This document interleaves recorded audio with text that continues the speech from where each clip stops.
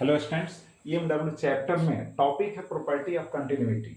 इसका मतलब है कि इस लेक्चर को अच्छी तरह से समझ लेते हो तो आपको यह कॉन्सेप्ट क्लियर हो जाएगा कि कौन सा करंट जो है ना, कहाँ पर एग्जिस्ट करता है सर्किट में। ऐसे आपको पता है कि टोटल जो करंट होगा IC plus epsilon not d phi E by d t होगा। क्लियर? तो आपको लगता होगा कि यहाँ तो करंट का एडिशन हो रहा है सर्किट में भाई, लेकिन कौन करंट कहाँ पर एग्जिस्ट करेगा उसको हम समझाते हैं। तो देखो, दिस सम है ना, IC plus epsilon not d phi E by d t has the same value along the entire path। अब इंटायर पाथ के along सेम वैल्यू होगा इसका, तो उसको मेंशन किए हैं both inside and outside the capacitor. यानी सर्किट में कैपेसिटर के आउटसाइड है ना और कैपेसिटर के इनसाइड सम का वैल्यू, जो करंट्स का सम है ना, बात समझ गए, उनका वैल्यू जो होगा सेम होगा।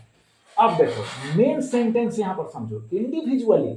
अब देखो इंडिविजुअली मतलब अलग अलग दोनों करंट्स को समझना है।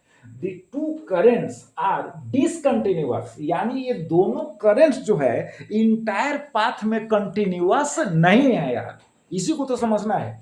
तो देखो अब यहां मेंशन किए आउटसाइड द कैपेसिटर, यानी कैपेसिटर के आउटसाइड में, ठीक है, only IC is equal to I। इसका मतलब है कि कैपेसिटर के आउटसाइड में वायर में केवल है ना कंडक्शन करंट ही अवेलेबल है।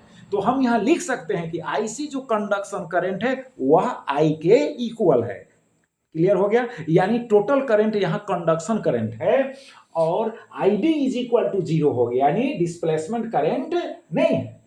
While inside the capacitor, but capacitor के इनसाइड में क्या होगा, ID करंट एग्जिस्ट करता है जो I के इक्वल हुआ। बात समझ गए?